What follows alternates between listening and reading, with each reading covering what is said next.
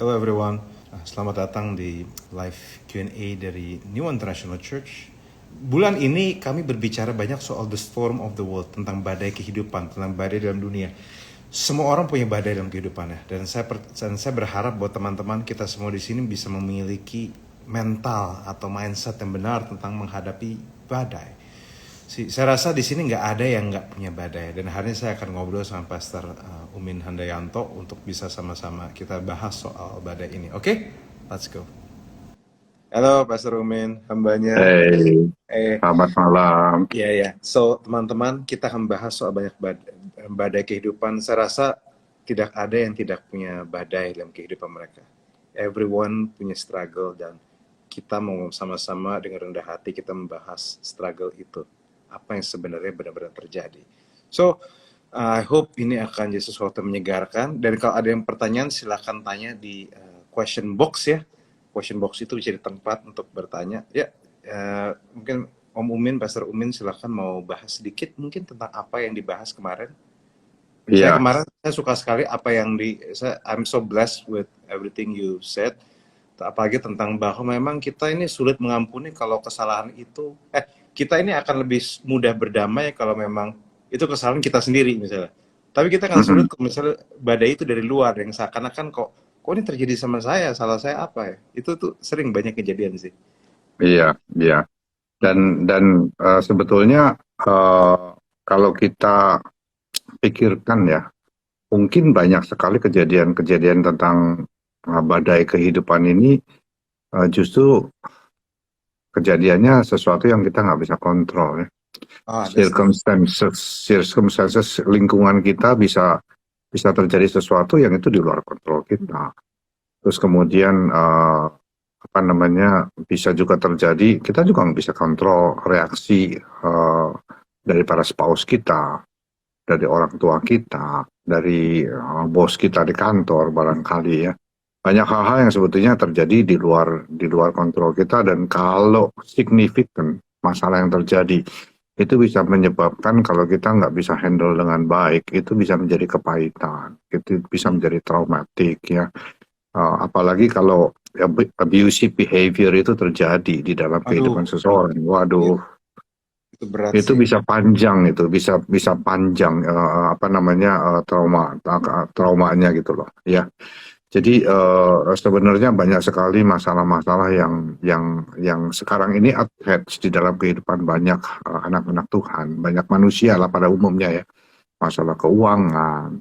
Sekarang akhir-akhir ini saya ketemu dengan banyak teman-teman saya, kenalan-kenalan saya mengalami sakit, dan sakitnya cukup cukup parah gitu loh. Ya, ada yang kemarin waktu Minggu saya ceritain, cucunya baru 6 bulan kena cancer, Oh di my, apa di kemo udah 5 kali, 6 bulan di kemo 5 kali, 6 bulan di kemo. Oh lima tuh. kali. Terus dokternya bilang it's gonna take kemo terus sampai dia umur 5 tahun. Oh Tuhan, berat ya. Itu hasilnya kayak gimana juga nggak tahu. Terus the same family gitu loh, omaknya tiba-tiba masuk rumah sakit untuk satu unknown disease gitu loh. Opaknya tiba-tiba ditabrak orang, ininya patah, bahunya kanan kiri dua-dua patah. 3 orang, opa, oma, dan cucu masuk rumah sakit yang berbeda, 3 rumah sakit. Oh my God, goodness. Ini banyak hal-hal yang sejenis yang kayak gitu ya. Misalnya ada orang-orang yang ini nggak tahu kenapa ya, ini kesalahan orang tua saya tapi dibebankan sama-sama saya sampai bertahun-tahun gitu. Utang misalnya gitu ya, bisa ya. Misalnya utang ya, misalnya karena nama baik keluarga yang rusak karena orang tua ya. Bisa ngebayangin nggak sih kalau orang lahir dari satu satu apa namanya pernikahan yang nggak resmi gitu Hmm. ya. Ya karena hal-hal kayak gini tuh bisa menjadi sesuatu yang sangat traumatik di dalam kehidupan seseorang Painful, ya. uh, very Oh, painful. saya tuh nggak pengen cerai, tapi dianya yang maksa cerai gitu loh. Wow. Ya, Iya, dan memang di dalam kehidupan memang banyak hal bisa terjadi, dan juga kita sering berpikir bahwa kalau jadi orang Kristen pasti sampai detik ini ya Pak Rumit. Sampai detik ini saya sering ketemu begitu banyak orang Kristen bilang kalau dapat impresi ya, orang Kristen dapat impresi bahwa kalau misalnya mereka hidupnya benar dan sebagainya, mengasihi Tuhan, seakan hidup mereka pasti lancar-lancar aja. Padahal Nah, kenyataan enggak juga ya sebenarnya. Yang problem itu problem. benar. Itu karena punya satu perspektif ya. Perspektif sebetulnya yang lebih bersifat kepada nature manusia ya. Hmm, Kalau kamu baik sama hmm, saya akan baik sama kamu. hmm, Kalau kamu jahat sama saya jahat sama kamu juga gitu loh. Kalau jadi saya protektif gitu. Jadi ada satu transaksional. hmm. Baik saya kasih baik, jelek saya kasih jelek. Ya, kita perlakuan sama Tuhan juga begitu gitu. Jadi kalau ada sesuatu yang jelek terjadi sama saya, berarti Tuhan lagi marah sama saya. Saya lagi dihukum sama Tuhan. Emang ada kejadian-kejadian di mana Tuhan itu memberikan satu pelajaran, kan dia bilang kalau sayang sama anak dia akan hajar, dia akan Hmm. didik ya. Tapi bukan berarti bahwa setiap storm yang terjadi dalam kehidupan kita, dari kita masih kecil sampai kita nanti mati, itu semuanya Tuhan hajar kita gitu loh. Wah kalau kayak gitu Rasul Paulus dihajar terus-terusan tuh, habis-habisan tuh. Kasian banget tuh. Kasihan banget tuh. Iya. Dia masukin penjara, dipukulin sama orang Yahudi, ada bahaya di mana-mana, mau dibunuh, dilemparin batu, karam kapal 3 kali. Masa Iya, Tuhan marah terus sama Paulus gitu loh. 5 kali 40 kurang 1. Kayak banyak kayak, aduh, hidupnya. Cambuknya luar biasa itu, iya, iya. Jadi kita nggak transaksional sama Tuhan. Itu yang sebetulnya yang transaksional itu banyak sekali menjadi teologi daripada beberapa uh, orang gitu loh. Jadi kalau saya kasih perpuluhan, nanti saya akan diberkatin 30, 60, 100 kali lipat gitu. Ya, kalau saya memberikan sesuatu nanti saya akan dibalas sama Tuhan lebih gede lagi gitu. Jadi ibadahnya transaksional gitu. Ya. Sayang banget ya sebenarnya, itu sangat buruk sebenarnya sih, tapi saya percaya bahwa kita juga perlu punya pengharapan ya Pastor Umin, dan I don't know, Mm-mm. apa yang Pastor Umin share itu sangat personally it bless me a lot, bahwa Tuhan itu mengasihi kita walaupun dalam badai sekalipun. Saya belajar Mm-mm. bahwa is not the absence of conflict but the presence of God. Iya, Dan itu tidak iya. berarti konflik absen, tidak ada konflik, tetapi walaupun ada konflik, ada kehadiran Tuhan di situ. Jadi kayak Betul, betul. itu, dan apalagi Pastor Umin membahas tentang bagaimana di perahu itu, yang tentang bagaimana murid-murid di perahu dan bagaimana Yesus tuh ngurus perahu itu, dan I think it's powerful. Iya, iya, iya. Saya pikir begini loh. Saya pikir begini. Kita ini kan bagaimana kita tahu bahwa Tuhan itu lagi disukakan sama kita. Dalam kondisi kita kena badai hidup, tapi kita masih tahu Tuhan tuh bersuka cita atas kita tuh dari mana gitu, tandanya dari mana. Saya pikir kalau saya lihat kehidupan daripada Rasul Paulus dan kemudian hamba-hamba Tuhan yang lain, satu hal yang menunjukkan bahwa dalam kondisi seperti apapun Tuhan itu bersuka cita atas kehidupan dia. Pada waktu di tengah-tengah kesulitan badai yang begitu hebat, dia merasakan the presence of God. Wow. Ya, itu tandanya, satu-satunya saya pikir tanda kalau kita punya intimasi dengan Tuhan di tengah-tengah badai, kita merasakan hadirat Tuhan di tengah-tengah badai, kita merasakan peace di tengah-tengah badai, itu kita menyukakan hati Tuhan pada saat itu. Ya. Iya, memang damai di tengah badai itu sesuatu yang penting ya. Karena saya tahu beberapa orang bahwa ini nih habis berdoa, habis mereka dapat impresi dari Tuhan dan badainya belum selesai, tapi sama mereka punya damai yang mereka buat mereka merasa kayak saya akan jalani dengan baik kesulitannya.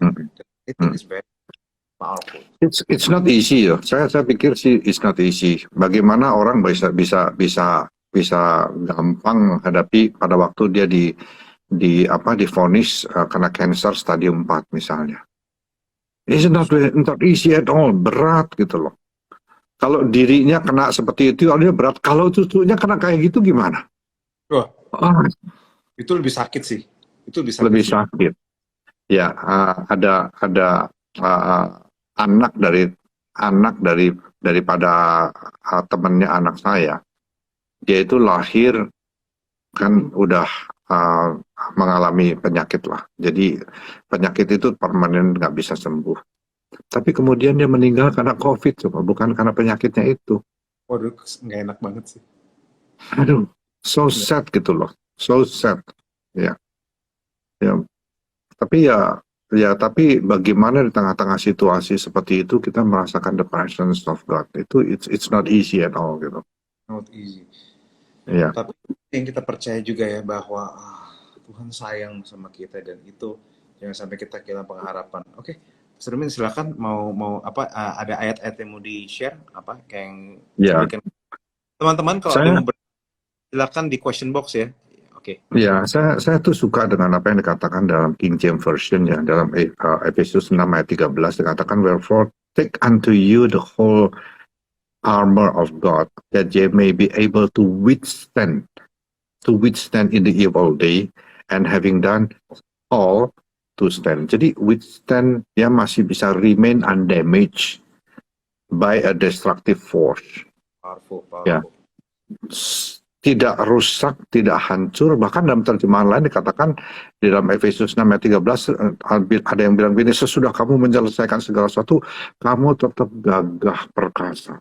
Wah, that's itu luar biasa sekali ya. Ya.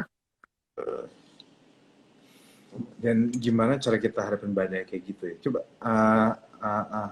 teman-teman kalau if you wanna share atau misal nanti bisa ketik di question box bagaimana cara karena pada dasarnya badai setiap orang beda-beda ya. Dan tapi ini ada bagaimana kita tetap punya pengharapan agar kita tetap bisa maju maksudnya apa gitu. Itu sih. Iya, iya. Sebetulnya kalau saya mendapatkan ya bahwa ada 4 hal sebetulnya kalau dalam kita menghadapi situasi sangat berat. Yang pertama kita tuh harus punya sebetulnya komunitas rohani yang dekat gitu, kayak Oh wow. Connect Group. Connect Group itu penting sekali. Kita apalagi di dalam Connect Group itu ada beberapa orang yang kita bisa berdoa bersama, kita bisa nangis bersama, kita bisa tertawa bersama, kita bisa doain kalau orang masuk rumah sakit bersama, kita bisa anterin kalau ada duka cita bersama, dan kita memberikan empati, memberikan doa, ya, memberikan kekuatan satu dengan yang lain kalau dalam badai yang sangat besar kita perlu Connect Group. Kelompok yang kecil, sahabat-sahabat di dalam Tuhan, berlindung di dalam komunitas rohani. That is very important gitu. Ya. Terus Komunitas saya taruh ya. Justru sangat di masa-masa badai itu kita jangan sampai sendirian ya. betul Jadi, berat sekali. kalau sendirian berat. Ada enggak? Halo? Oh, sorry sinyalnya agak hilang-hilang sedikit. Teman-teman. Halo. Kepedihan dia nggak usah ngomong banyak pun itu merasakan dia datang di situ pun itu memberikan kekuatan gitu loh. Ya. Terus salah satu kita kan setiap minggu ya, setiap kali para pastors membawakan firman Tuhan kan bergumul, berdoa dan sebagainya, mengajarkan firman Tuhan yang balance setiap bulan ya. Itu sebetulnya kita harus bit by bit itu dipraktikkan dalam hidup kita gitu loh. Karena firman Tuhan kan bilang ya, Matius 7, 24, 25 bilang begini, setiap orang mendengar perkataanku dan melakukan ini sama dengan orang yang bijaksana, mendirikan rumahnya di atas batu. Turun hujan, datang banjir, angin melanda, rumah itu tidak rubuh karena didirikan atas dasar batu karang, Yesus, firman Tuhan. Ya, that's very important ya. Kita nggak mungkin bisa kuat sendiri kalau tanpa kita mempraktekkan firman Tuhan itu dalam hidup kita. Ya. Nice. Ini ada lalu pertanyaan. Oh, udah. Oke. Oke. Mulai banyak. Biasanya kalau badai-badai gini yang nanya banyak nih. Iya. Oke, gini. Ini menarik sih pertanyaan ini. Gimana ungkapan more of God, less of me kadang bikin kita nggak mau berusaha dan nggak mau lakukan apa bagian kita dalam badai kehidupan? Iya sih, banyak yang kayak gini sih. Gimana menurut kalian, pastors? Jadi ada yang bilang ada statement-statement rohani yang seperti more of God, less of me bikin kita ini tidak mau berkontribusi atau berjuang dalam badai. Ada sih kayak gini sih, emang banyak sih. Ya, memang banyak misconception seperti itu ya. Jadi itu sama dengan begini gitu loh. Oh, saya berdoa aja besok mau ujian nih. Saya kayaknya sibuk nih. Saya nggak bisa belajar. Saya berdoa aja terus Tuhan tolong supaya saya pertanyaannya itu yang akan keluar besok saya bisa langsung balik-balikin halaman langsung ketemu oh, materinya gitu loh. Jadi nggak usah belajar langsung besoknya udah ketahui semua jawabannya. Ya. Jadi sebetulnya kita punya bagian yang sangat penting sebetulnya di dalam kehidupan ini, di dalam seperti begini. Banyak kan masalah rumah tangga terjadi. Itu karena juga tidak ada effort daripada suami istri untuk melakukan sesuatu yang membuat rumah tangga itu lebih diberkati. Mm-mm. Ya, dia bilang, oh kita sudah diberkati gereja, ya udah jalan begini aja, nanti juga Tuhan akan memberkati, akan jalan baik-baik semuanya gitu. Ya, saya pikir enggak. Kita harus melakukan sesuatu. Di kantor kalau kita nggak work hard, ya wah nggak usah kerja keras lah, nanti Tuhan akan memberkati semua kerjaannya beres semua. Juga nggak akan terjadi begitu. Ya, ada yang masih banyak yang mikir kayak gitu loh, kayak nggak bisa. Ya. Hmm. Ya. So, semoga itu menguatkan. Jadi teman-teman, gini, more of godless as me tidak bisa menjadi sebuah statement yang bilang bahwa biarkan Tuhan bekerja lebih banyak dari kita. Karena yang dari kita percaya, dari kita perjanjian lama pun Tuhan menawarkan partnership. Kita lihat bagaimana Tuhan mengutus Musa, tapi pakai tangannya Musa, tapi kuasanya dari Tuhan. Bukankah itu sebuah partnership yang Tuhan tawarkan pada manusia? Jadi teman-teman, kita berpartner dengan Tuhan, Tuhan sudah pasti lakukan bagiannya. Masalahnya, banyak di antara kita nggak melakukan bagian kita. Kadang ada bagian kita yang berat memang, tapi memang kita harus kerjakan. Ya, jadi saya percaya sampai detik ini bahwa yang kadang kita perlu pertajam adalah etos kerja kita, cara berpikir kita. Karena Tuhan sudah pasti siapin hal yang baik. Tuhan sudah pasti siapin hal yang baik. Dia Tuhan yang baik lah. Cuma biarlah kita juga punya kapasitas untuk bisa handle semua kebaikan itu. Mengelola semua kebaikan dan berkat Tuhan. Amin. Ini pertanyaan banyak. Nah, ini ada yang bagus nih. Nih, ada pertanyaan. Yang namanya ujian, ini panjang nih, asal dari Tuhan. Tapi kalau cobaan asal dari iblis yang kadang-kadang mendapat ACC dari Tuhan. Nah, soalnya masih banyak orang latah dan segala macam masalah yang sedang dialaminya, dianggapnya semua pencobaan. Nah, terus pada justru Tuhan sedang menguji iman. Gimana menurut Pastor? Jadi statementnya, jadi yang dia tanya adalah statementnya adalah kenapa banyak orang itu selalu ngomong apa-apa tuh cobaan. Terus kedua, ada orang bilang bahwa ujian itu adalah dari Tuhan, pencobaan adalah dari iblis, cuma Tuhan ACC. Nah, what do you think about it, Pastor? Kayaknya nggak sesimpel itu. Kayaknya. Ujian dan cobaan. Kadang kan nggak. Gimana itu ya? Sebetulnya gini ya, apa namanya di dunia ini memang ini adalah the seasons of testing gitu. Ya, the season of testing itu ada di dalam dunia. Kita final reward, final punishment itu bukan di bumi. Ya, itu kan sebenarnya di bumi ini kan waktunya kita untuk mengadakan pilihan. Pilihan kita mau sama-sama Tuhan di dalam kekekalan atau nggak sama-sama Tuhan di dalam kekekalan. Nah, tapi Tuhan kan bilang begini, dia akan mendatangkan kebaikan bagi semua orang yang berkenan pada dia, ya, dan segala perkara akan mendatangkan kebaikan. Walaupun badai itu disebabkan kesalahan kita sendiri, walaupun badai itu adalah diizinkan sama Tuhan, walaupun badai itu adalah dilakukan sama orang lain yang di luar kendali kita, tapi kalau kita mengerti perspektif daripada Tuhan membawa kita di dalam badai itu akan mendatangkan kebaikan di dalam hidup kita. Ya. Nice. Masalahnya kita nggak bisa lihat ujungnya itu kayak akan jadi seperti apa. Kita hanya berjalan dengan iman, ya, bahwa kita berjalan bersama dengan Tuhan akan mendatangkan sesuatu yang baik dalam hidup kita. Jadi di idenya adalah kita bukan yang membedakan, yang ini ujian, yang ini pencobaan. Tapi yang idenya adalah kita mencari angle lain bahwa misalnya mau ini ujian, mau pencobaan, tetaplah lakukan yang terbaik karena di ujungnya Tuhan pasti bisa kasih sesuatu yang baik sebenarnya. Iya. Karena angle emang kalau menurut saya secara personal, angle kalau ujian dari Tuhan, pencobaan dari iblis itu menurut saya juga polemik. Makanya saya nggak pernah pakai angle itu. Kenapa? Karena nomor satu, kita nggak tahu mana ujian, mana pencobaan. Kita nggak tahu ciri-cirinya yang mana. Hmm. Itu berpendapat saya. Kita nggak pernah tahu ciri-cirinya seperti apa. Ujian itu apa, pencobaan itu seperti apa. Ada yang bilang ujian itu dari Tuhan, pencobaan dari setan. Nah, how do we know? Bagaimana kalau dua-duanya sebenarnya terjadi secara simultan, tetapi memang itu apapun terjadi Tuhan bisa rekakan dan Tuhan bisa buat jadi sesuatu yang baik bagi kita. Iya. Itu Dan percaya. kembalinya juga sebetulnya kita harus banyak belajar tentang firman Tuhan ya. Mm-mm. Kita ingatkan pada waktu Tuhan Yesus dicobai oleh iblis. Mm-mm. Ya. Nah, Tuhan tahu itu percobaan. Kenapa? Karena apa yang diucapkan sama iblis bertentangan dengan firman Tuhan. Mm. Ya. Kalau kita dibawa pada suatu angle yang itu akan bertentangan dengan firman Tuhan, kita tahu ini bukan sesuatu yang dari Tuhan. Betul. Ya. Nah, jadi semoga ini menguatkan teman-teman. Oke, ini ada beberapa pertanyaan lagi. Mari. Mari segini. Bagaimana supaya bisa 100% berpasrah pada rencana Tuhan pada saat di tengah badai? Karena secara human tetap akan ada ketakutan. Memang tetap ada ketakutan. Nah, Pastor Umin, apakah takut berarti nggak percaya Tuhan? Takut itu sesuatu yang natural ya. Sesuatu yang natural.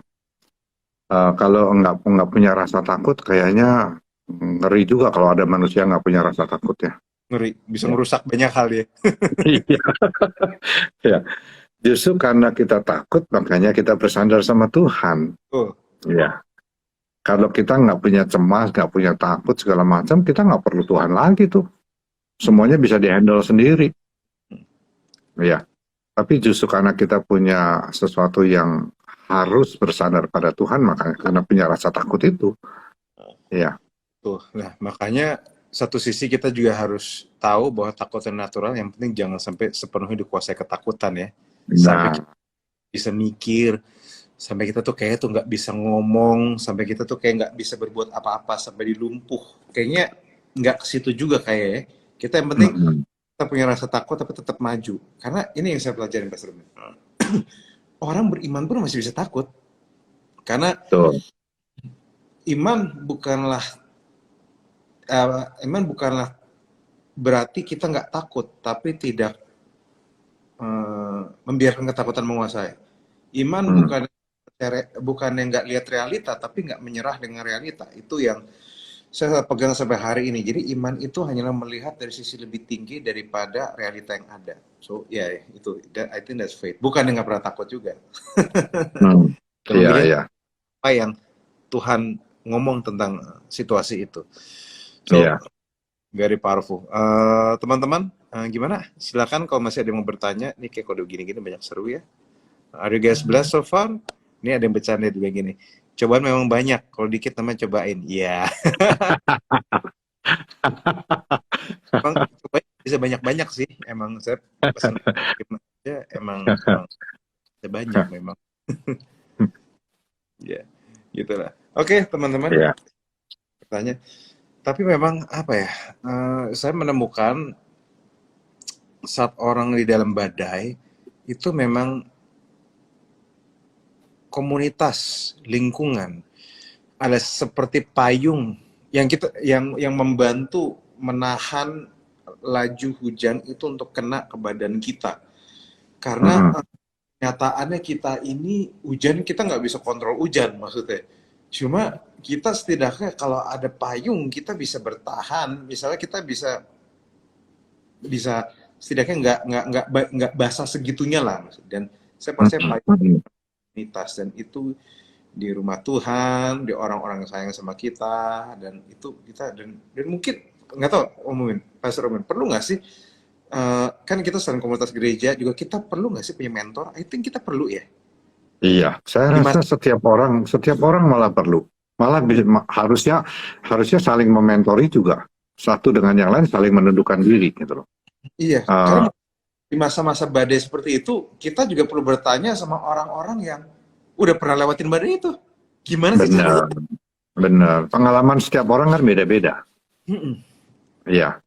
Jadi kalau kita mengalami satu masalah yang kita nggak pernah alami dan kemudian di dalam grup kita mentoring kita, ada orang yang pernah ngalamin, dia bisa kasih kesaksian dan bisa kasih kekuatan. Betul. Ya. Jadi teman-teman bisa lihat bahwa hubungannya bukan cuma soal gereja, tapi juga perlu hubungan sama orang-orang yang mungkin lebih senior di dalam badai itu ya.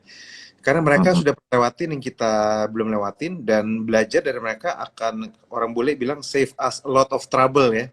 Kayak membantu. Betul, iya. Pada waktu kita sudah lewatin badai itu, kita juga harus, apa ya, kalau mentorin orang juga, yang siapa tahu kenapa kita harus bagi. Dan sesuatu yang lucu tuh begini, kita tuh kan kepengen di dalam kehidupan kita mendapatkan promotion, tanggung jawab yang lebih gede, ya kepercayaan yang lebih besar.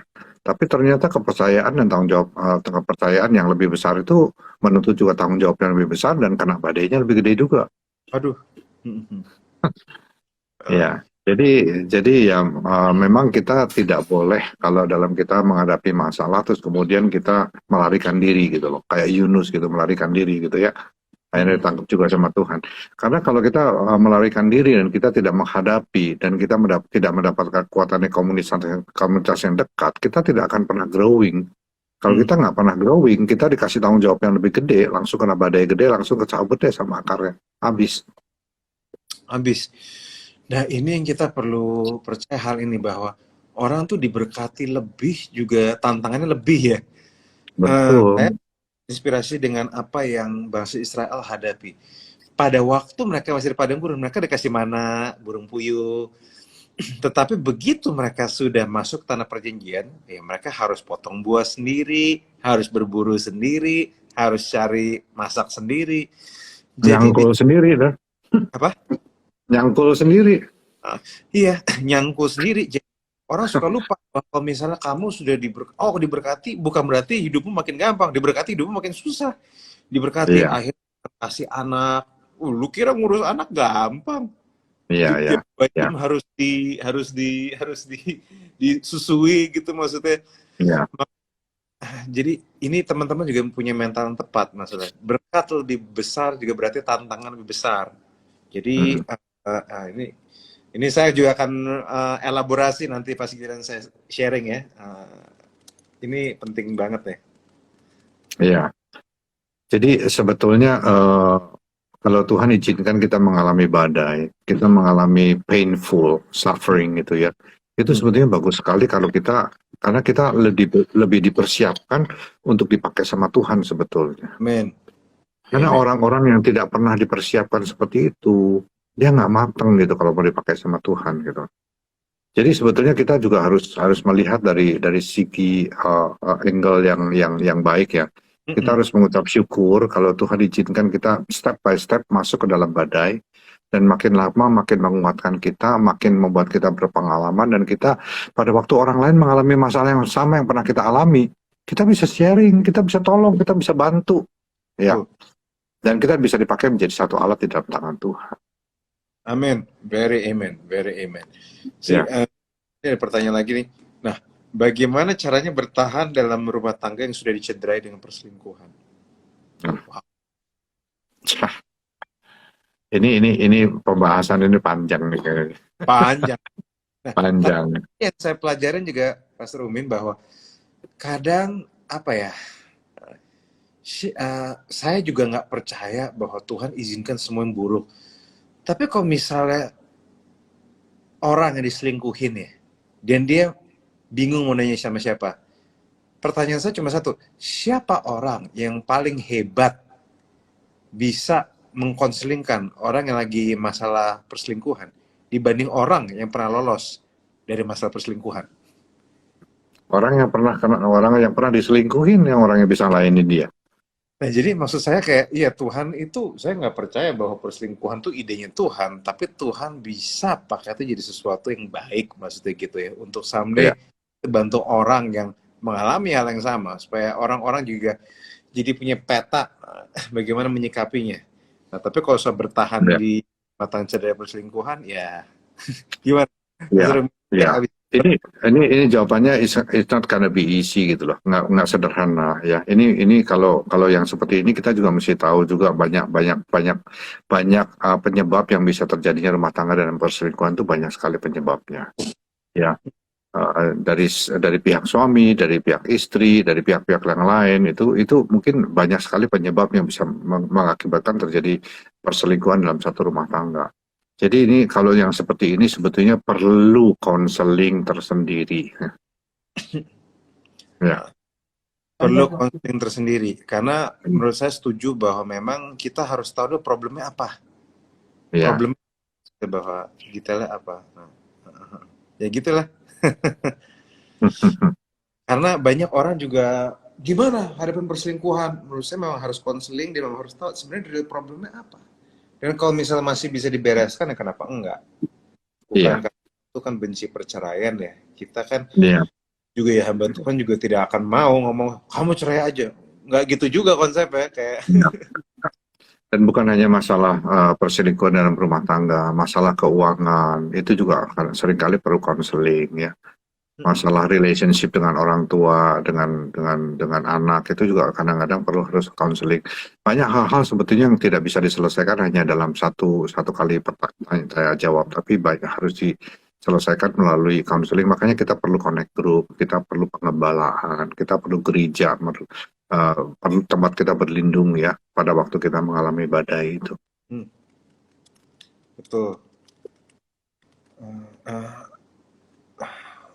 bagus banget deh kayak makanya kita badai-badai itu idenya adalah bukan cuma memang kita harus selesaikan satu-satu tapi kita tetap harus punya pengharapan dan kita harus teman-teman harus punya standpoint yang jelas dalam banyak hal. Minimal kalau ada masalah kamu tahu persis apa yang kamu hadapin. Itu dulu sih. Ya, Jangan ya, ya, jangan sampai kita ngomong orang saya selingkuh dan sebagainya tapi sebenarnya memang kita memang ada problem maksudnya bahwa memang rumah tangganya masalah, memang ada kita yang kurang dan sebagainya. Itu juga kita harus cek ya namanya berdua pasti masa cuma satu yang salah nggak juga ya harusnya dua-duanya ya, salah ya pasti ya. ada sumbangsih lah maksudnya. Penyebabnya kadang-kadang kompleks sih. Perselingkuhan itu nggak mudah gitu loh. Ya. So ya itu sebagai itu menjawab ya. Oke silakan kalau ada teman-teman lagi ingin bertanya silakan. Maksudnya kayak kita masih ada waktu sedikit nanti kemarin itu Saya senang dengan pada waktu murid-murid mengalami badai ya. Pada waktu mereka sudah berjuang 9 jam tidak mendapatkan jalan keluar. Lalu di tengah-tengah mereka frustasi, ketakutan, desperate, itu Tuhan berjalan di tengah badai dan menghampiri mereka. Saya suka dengan ilustrasi itu ya, kejadian itu. Karena ternyata di tengah-tengah badai yang begitu luar biasa, Tuhan itu memperhatikan gitu. Dan Tuhan itu care. Dan Tuhan itu nggak membiarkan mereka tuh tenggelam dan hancur gitu. Tapi Tuhan berjalan di problem, di badai dan menghampiri mereka dan menolong mereka. Jadi kalau kita sedang mengalami badai, sebetulnya kita jangan menjauh dari Tuhan. Kita justru harus makin mendekatkan diri sama Tuhan. Perbanyak penyembahan, perbanyak baca firman, perbanyak komunikasi dengan anak-anak Tuhan yang lain. Dapatkan nasihat-nasihat yang baik, dapatkan nasihat-nasihat dari mentor, orang yang sudah lebih berpengalaman, yang pernah mengalami masalah yang sama. Jangan cari nasihat-nasihat orang dunia, ya nanti malah parah gitu loh. Very powerful. Jadi teman-teman lihat ya standpointnya kira-kira bahwa menghadapi badai itu memang ada step-step ya. Lihat firman Tuhan. Karena yang ngadepin badai bukan cuma kamu, masih banyak orang. Dan di Alkitab banyak yang ngalamin badai. Kedua, kamu harus banyak berdoa. Karena doa itu bukan tanda untuk kita ngingetin Tuhan. Tapi ngingetin diri kita, siapa yang Tuhan. Bahwa kita bukan Tuhan. Doa itu tidak menjawab pertanyaan kita. Tapi minimal doa meneduhkan pikiran kita, meneduhkan hati kita. Karena orang yang ini, saya suka statement ini. Orang berlutut di hadapan Tuhan akan bisa berdiri di hadapan apapun. Amin. So yeah, bahkan sampai hari ini setelah saya khotbah, setelah saya siapin khotbah, saya udah berusaha terbaik, saya masih make time untuk berdoa sekencang-kencangnya, kayak doa peperangan gitu, kayak berusaha sebisa mungkin. Saya ingin memastikan bahwa apa yang saya bagi ini benar-benar direstui Tuhan lah maksudnya. Tuhan kasih kasih kekuatan untuk saya untuk bisa bicara, maksudnya itu karena doa itu se-powerful itu. Doa itu kayak apa ya, kayak energi boost kita lah menurut saya sih, untuk kita bisa, Iya, setelah kita persiapan kita tetap punya energi lebih ya. iya. Itu sih teman-teman. So ingat, please, when you're in storm, silahkan baca Alkitabmu baik-baik. Lihat bahwa banyak orang ngalamin badai. Jangan lupa berdoa, dan jangan lupa lingkunganmu. Jangan sampai salah lingkungan. Kalau kamu salah lingkungan, ribet kamu nanti. Duh, ntar malah lingkungannya cuma disuruh mabok lagi, nggak disuruh ngapa-ngapain, kan males maksudnya ya. Kayak Iya, iya, iya. Dan masih ada 3 kali khotbah dan 3 kali lebih dalam lagi untuk tahu lebih banyak tentang badai ini. betul, betul, betul, betul. Hmm. Eh, Oke, ada lagi teman-teman yang mau bertanya, silakan. Masih ada sebulan ini kita bakal bahas badai. Semoga ini membuat teman-teman menjadi lebih apa ya, lebih siap lah hadapin badai. Ada pertanyaan lagi. Mari, mari. Nah, ini nih, ujian dan pencobaan karena si izin Tuhan. Bagaimana cara bertahan bila ujian dan pencobaan datang berkali-kali? Ujian dan percobaan memang akan datang berkali-kali, Memang ya, nggak cuma sekali. memang. Memang akan datang berkali-kali, ya, karena sama kita sekolah ulangan dan ujian juga datangnya berkali-kali, nggak cuma sekali ujian langsung selesai sekolahnya kita. Memang akan berkali-kali, tapi Tuhan tidak pernah memberikan ujian, pencobaan melebihi kekuatan kita. Itu penghiburan yang kita dapatkan dari Tuhan. Dia tahu ukurannya itu segimana gitu, yang cocok buat saya dan cocok buat teman-teman, yang cocok buat Pastor L seperti apa, itu Tuhan punya ukurannya masing-masing. Dan kalau kita tetap melekat kepada persekutuan di dalam rumah Tuhan, Tuhan juga siapin gitu orang-orang yang bisa tolong kita keluar dari masalah itu, kasih nasihat, kasih pengalaman, kasih doa dan sebagainya. Wow, iya. Jadi ini tadi dia bahasa lagi tentang kayak Ayub kan kayak lama di ujian pencobaannya ya. Iya sih, beberapa orang merasa kayak Ayub pasti. Tapi masa gini, Ayub satu sisi memang pencobaannya banyak. Tapi setelah dia ini yang saya pelajari, setelah dia lewatin pencobaan itu, dia kenal Tuhan secara personal. Jadi gimana ya? Kadang kalau sebuah ujian malah membuat kita kenal Tuhan secara personal. Pencobaan itu malah membuat kita kenal Tuhan secara personal. Bisakah kita bilang itu pencobaan? Atau malah sebenarnya itu berkat, di blessing in disguise? Gimana ya gitu ya? Seru ini. Ayub itu berat. Satu ya, Ayub itu punya keluarga yang awalnya itu harmonis. Kalau kita lihat ya, seperti anak-anaknya kumpul sama-sama, anak laki, anak perempuan kumpul makan sama-sama, itu antara adik kakak tuh baik. Terus dia sama istrinya juga awalnya baik. Kenapa? Kalau nggak baik, mana bisa punya anak begitu banyak gitu loh. Ya. Jadi sesuatu yang baik dan kemudian Tuhan izinkan semua tuh hancur, falling apart gitu loh. Ya. It's not easy. Dan tidak semua orang mengalami kayak Ayub. Ya, tidak semua orang mengalami kayak Ayub. Karena Tuhan memilih juga dari sekian banyak orang yang dipilih sama Tuhan tuh Ayub. Ya, karena Tuhan tahu bahwa Ayub can handle this bersama-sama dengan Tuhan. Jadi pada waktu kita mengalami apapun badai di dalam kehidupan kita, percaya bahwa Tuhan tahu kalau kita melekat sama Tuhan, kita bisa handle itu bersama-sama dengan Tuhan. Sometimes akan lama, bahkan sometimes seumur hidup loh. Kalau kita punya anak misalnya Down syndrome, badai itu berapa lama akan menyertai kita? Lama banget. Iya, seumur hidup itu. Down syndrome hidup berat lah. Iya. Jadi sometimes akan lama, sometimes juga akan selesai, tapi kemudian diganti lagi dengan badai yang lain. Badai silih berganti, dan Rick Warren tuh bilang begini, bahwa masalah hidup itu seperti rel kereta api gitu loh.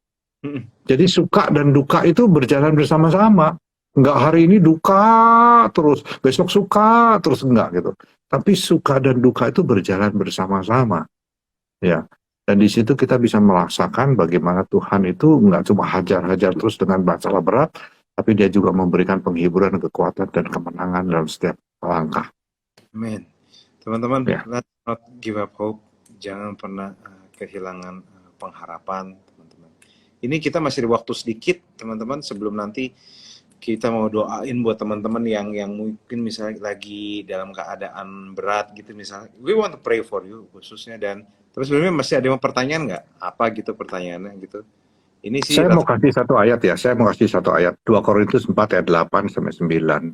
Rasul Paulus bilang begini, dalam segala hal kami ditindas, wow. namun tidak terjepit. Kami habis akal, namun tidak putus asa. Kami dianiaya, namun tidak ditinggalkan sendirian. Kami dihempaskan, namun tidak binasa. Ya, coba kalau kita, itu kan ada koma-komanya tuh. Kami ditindas, koma, namun tidak terjepit. Kami habis akal, koma, namun tidak putus asa. Kita tuh ada di koma yang di bagian depan atau koma di bagian belakang. Kalau kita cuma di bagian depannya doang, kami ditindas, kami habis akal, kami dianiaya, kami ditinggalkan sendirian, kami dihempaskan, cuma gitu doang mah hancur. Tapi dia juga kami ditindas, tapi tidak terjepit, tidak habis akal, tidak putus asa, tidak ditinggalkan sendirian, tidak binasa. Nice. Bagus banget.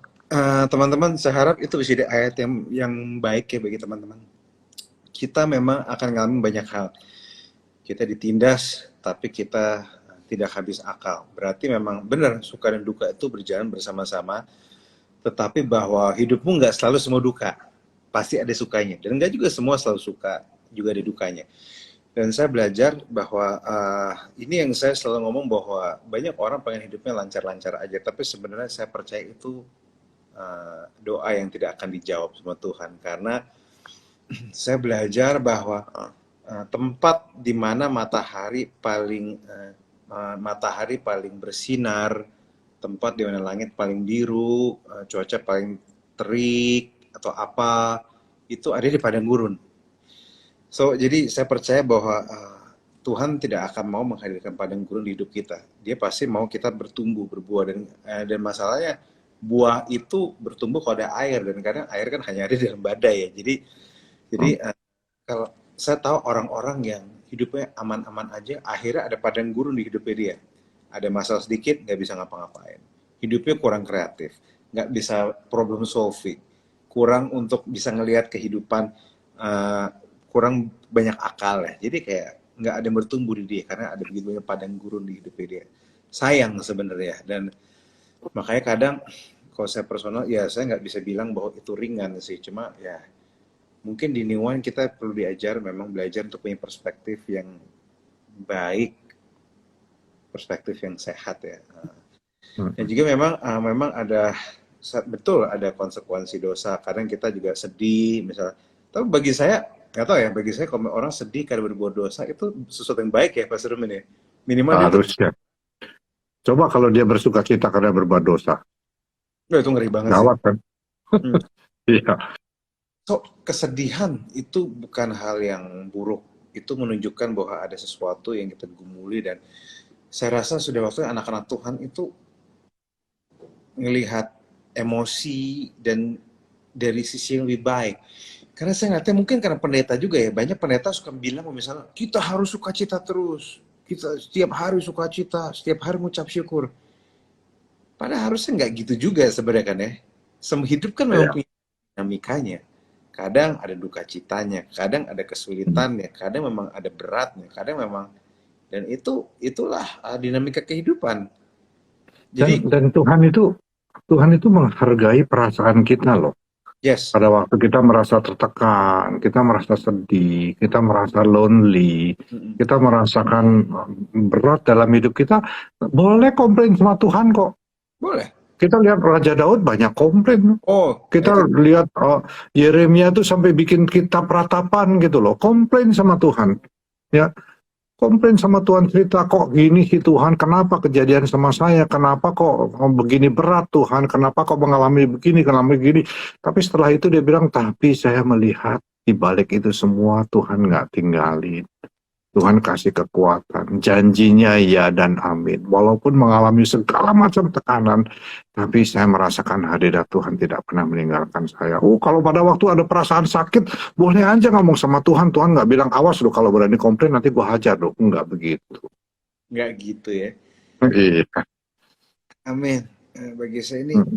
powerful banget dan saya berharap bahwa ini bisa menyegarkan teman-teman. Saya harap ini bisa menguatkan teman-teman semua bahwa di dalam masa kehidupan God's not giving up on you. Tuhan tidak menyerah sama kamu dan ya, kamu jangan menyerah juga sama dirimu sendiri. Tetaplah Ya, punya yang kamu bisa banyak bertanya. Kalau ada salah kamu bisa dikoreksi. Kalau ada perspektif bisa dibagi. Terus jangan lupa firman Tuhan dan jangan lupa berdoa juga. Saya rasa tiga hal yang sangat penting di dalam kehidupan kita dan kita betul. Betul. dari situ maksudnya. Dan Mm-mm.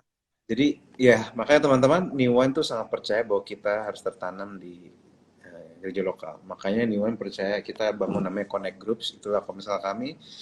Itu tempat di mana kamu bisa cerita just be who you are dan dari apa yang saya lihat sih ya teman-teman orang nggak menghakimi sih. Rata-rata sih tidak menghakimi dari apa yang saya lihat ya. Saya suka nanya-nanya, kamu merasa dihakimi nggak? Merasa ini rata-rata sih enggak ya. Saya nggak pernah dengar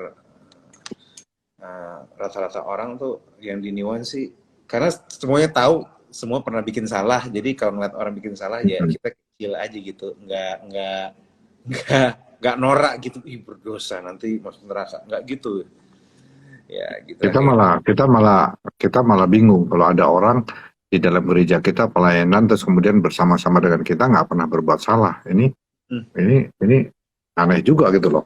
Entah dia pinter untuk nutupin kesalahan atau dia memang anak Allah kedua gitu loh. hmm,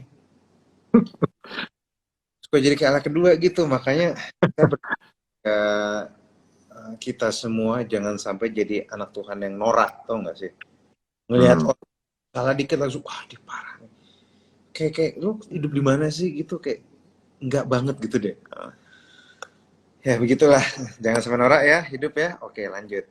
Nah, ini staff lagi ngobrol lagi nih. Indikator. Nah ini orang kritis nih. Seberapa besar kekuatan Tuhan dalam kita untuk menghadapi cobaan ujian? Wow. Takutnya pakai kekuatan sendiri. Wow, pertanyaannya kritis ya. Love it. Silakan. Oh, indikatornya apa? Bahwa kita nggak pakai kekuatan kita sendiri gitu ya. Indikatornya kalau kita masih merasa Tuhan begitu intim dengan kita. Hmm. Kalau kita merasa bahwa kita udah nggak intim sama Tuhan karena kita powerful, kita hebat, nah ini yang berbahaya.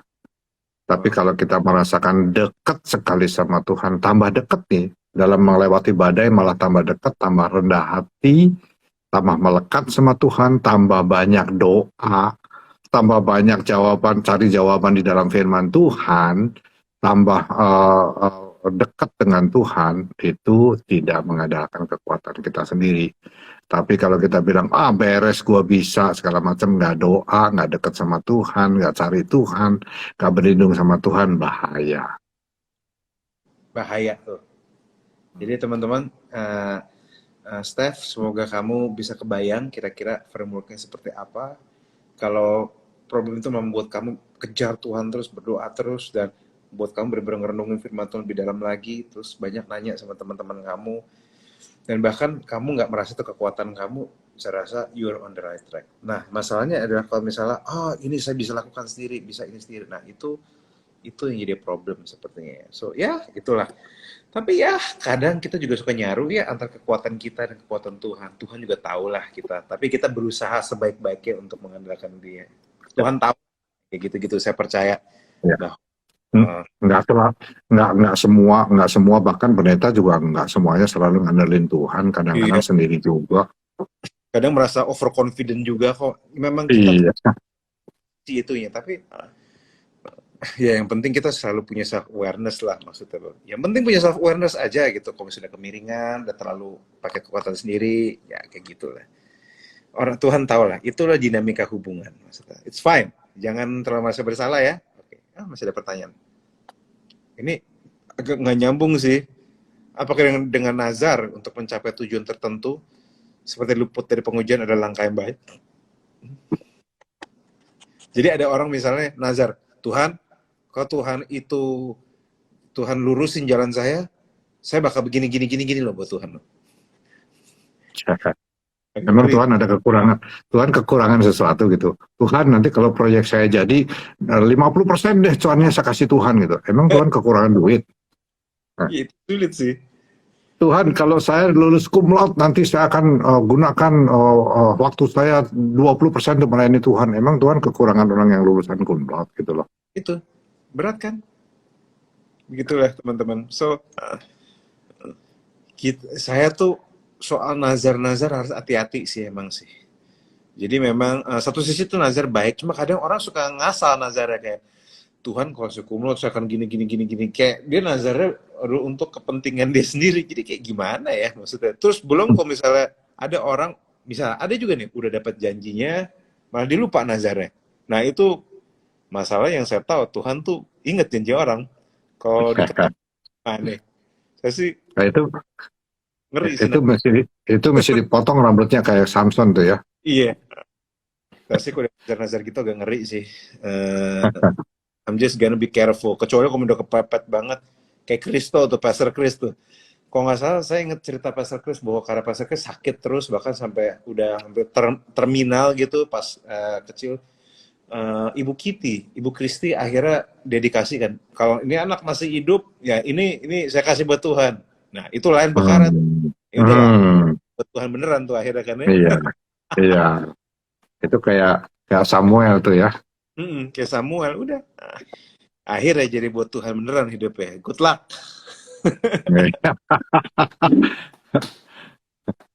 Iya. Itulah.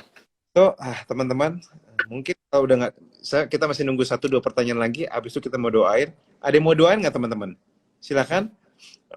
Ada yang mau, misalnya ada yang lagi mau doain pergumulannya, silakan tulis di kolom komen nanti supaya kita bisa doain sama-sama. Karena kita udah mau selesai, teman-teman. Oke, silakan. Atau kita masih nunggu 1 pertanyaan terakhir.